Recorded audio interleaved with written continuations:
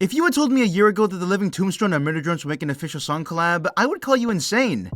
However, as it just so happens, Glitch happens to be just a wee bit insane, and they actually made that a reality. So that's why today I want to try and break down the entirety of the new Living Tombstone x Murder Drone song and help point out some new details that maybe you guys didn't see before. So with that being said, let's get straight into it. Now, first things first, this video has a lot of content in it, so we're gonna try and go through this relatively quickly because I don't want to be here for like 2 days. Anyways, to start, I feel like we should analyze the lyrics because, well, they're pretty interesting. In order to do that, though, we need to look at the actual title of the song.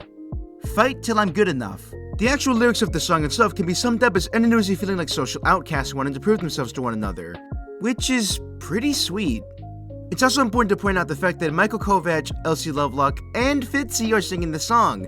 So we have like 3 of the main VAs on here, which, gotta say, that is incredibly cool. If you want to take a look into the deeper symbolism and meaning behind some of the lyrics, I'll flash them on screen right now. All in all though, these lyrics hit pretty damn hard, and for a character like N, yeah, I mean, I can see why he would resonate with these lyrics. For what it's worth, though, I mean, he did get a pretty happy ending, so, I suppose he did fight till he was good enough. Following up after that, I'm gonna recap all the visual stuff that happened, because, well, there's a lot. The music video starts off with Uzi waking up inside her room and being greeted by N. From what we can see from the beginning, Sin is now kind of her alarm clock, which is pretty funny and also pretty sad. Well, for Sin, at least. We can then see a poster for a band called Dead Batteries, which is a nod to Uzi's original jacket. It's also important to note that Uzi's not wearing her beanie, because she's wearing like a little sleeper cap thingy that looks like her beanie, and yeah, no, that's cool. Speaking of Uzi's outfit, she's wearing a Living Tombstone kind of outfit thing, which is replacing her original outfit, and this like remastered design of her is very, very cool. So if I was an Uzi fan, like, I would be over the moon, which I'm not an Uzi fan, and I'm still over the moon, because it's just, like, hype, you know? Also, that's a Jurassic Park reference. That's chaos theory. As soon as N and Uzi are about to leave, they get stopped by Khan and Nori. N and Uzi get handed their lunches with a note from presumably Khan saying that, you know, he kinda has to treat Uzi right and, you know, like, not fumble. A nervous N then walks down the hallway following Uzi, trying not to let her down. Additionally, we can see Trevor inside the background here, because I'm sure he's someone's favorite character out there. We then go inside the classroom and see Sin being kinda silly and kind of infecting Lizzie with like a deadly virus zombie thingy. Yeah, that's not cool. Fun fact, this is a nod to Liam's original pitch for episode 2, which would have featured a zombie apocalypse. I don't super remember, honestly, the original episode 2 premise. You wrote the whole script for it. Yeah. You wrote the whole thing. It was a zombie invasion? Yeah, and then you picked up the script and you're like, nah, I don't want it. And you just threw it out. You worked on that for so long, you just burnt the script. You're like, turning Jane to an eldritch monster instead. Yeah. It was the zombie invasion. Yes, yeah. I think there's that very like initial like, ha, do you get it thing that I tried to make work a bunch of times of like the zombie virus because it's a computer virus. And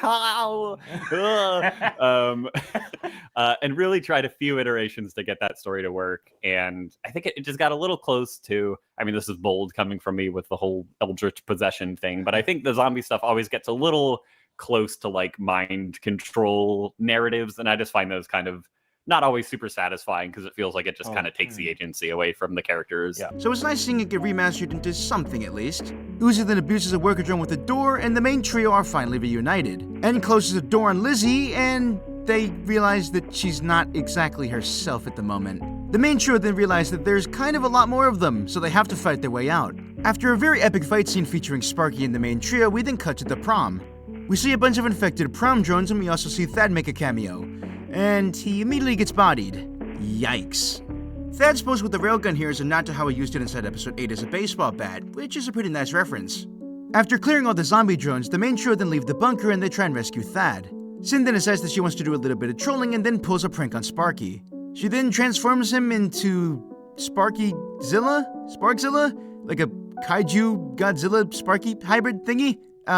Anyways, point is, the main trio then fight it, and okay, that's really cool.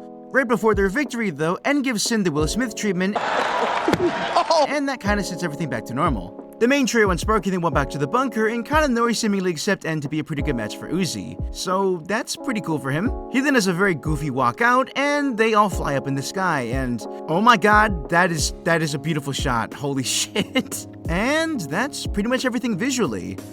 Now, whilst I'm not going to delve fully into it, I think it's safe to say that the music video is at least a little bit canon. Now, the main reason as to why I say this is because inside the prom scene, the year says 3072, but inside the promenade, the year says 3071. The other big elephant in the room is the fact that they're using post-episode 8 Uzi, which, in and of itself, is kind of giving me the vibe that this is supposed to be just a little bit of a continuation post-episode 8.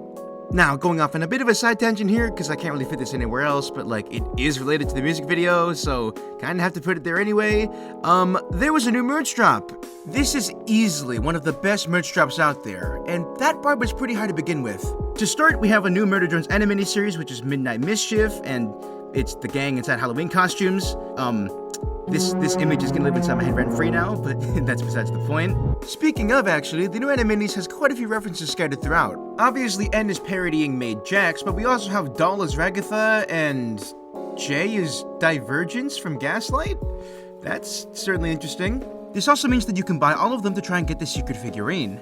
And speaking of the secret figurine, it's actually an abstracting sin? Huh. I didn't know she could do that, but good for her, I think? And finally, after nearly 4 years of not having a plush, Con finally gets one. The Con plush comes with a detachable mustache and remote, which I'm sure is gonna lead to some very interesting things later on. After that, we have the Sin Animegas, which is a mega statue of Sin. Can't really say this is my cup of tea exactly, but I'm sure there's a few Sin fans out there that are definitely gonna cop this. Now, something that I find extremely cool, next up, we have the N Windbreaker jacket. On that note, we also have the Murder Drone stockings and V and J's hair accessories, which, once again, that is extremely cool, and any cosplayers out there are definitely gonna cop this, I think. Now, for those of you still waiting on the full version of Forever, me included, I got some pretty interesting news. If you look on the back of the third vinyl record that just released, you're gonna see just a little bit of a surprise waiting for you. Yup, that's right. The full version of Forever is being shipped out in early November, I think? Which means that the actual full version of Forever should presumably also come out before then or a little bit after. Which I am just so absolutely thrilled for. Forever is easily my favorite song inside the Murder Drones OST, and, well, there's a lot of competition in that regard. So the fact that we're finally getting the full version a whole year after episode 8 is really, really cool. Something tells me it may or may not take over my Spotify Wrapped again. Now, really quickly, I want to give some of my thoughts on the actual music video because, well, I have some. Now, if I did have to criticize it just a little bit, I would say that the actual lyrics of it are a bit unclear and definitely inaudible at some parts, but it is what it is, and I mean, that's what captions are for, so it's not like it's the end of the world or anything. Now, whilst this isn't really a critique of the music video itself, gotta say, the fact that Jay only appeared for like 1 frame, that's mildly upsetting, but I mean, it is kind of funny, so it does make up for it in that regard. Now, whilst I'm not gonna fault anyone for this, I do think that giving another character a line, or just giving more lines to other characters period, might have been a smarter move. V. If there's one thing that I really don't like about MD, it's the fact that V is very, very poorly mishandled half the time. Episode 5. But, once again, that is besides the point. Having N, Uzi, and Sin sing is very, very neat, I must say, especially with their actual VAs. But having V, Thad, Khan, Nori, having some other characters in there just definitely would have helped out a lot in my opinion. Another thing I have mixed feelings on is the actual ending of the video, because, like, having Sparky become, like, Godzilla is maybe a little bit too wacky for my taste, but, I mean, it definitely fits, I suppose. Also, really quickly, just want to point out the fact that this animation is just so fucking beautiful. When I tell you that pretty much every shot here is wallpaper worthy, I'm not exaggerating, cause just look at some of these shots, man. In case it wasn't pretty obvious already, I kinda screamed a lot during my reaction to this entire thing. You might wanna like, you know, roll those clips right now. Lizzie's in it! Lizzie's in it!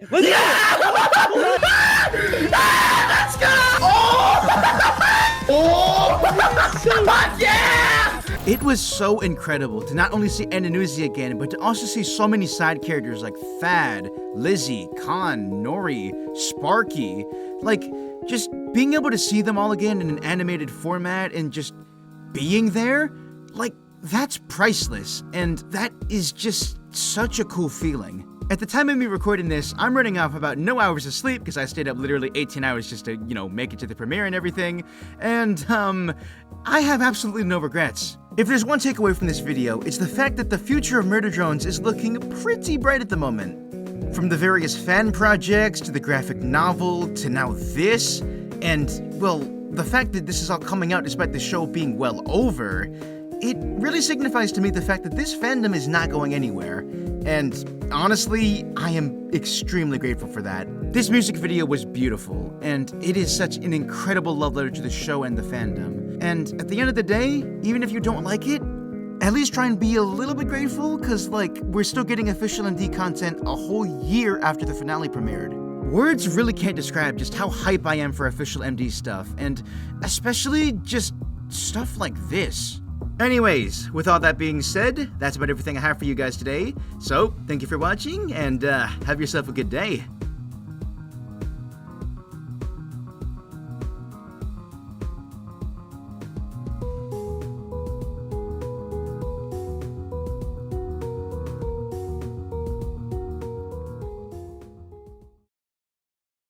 What the fuck is this?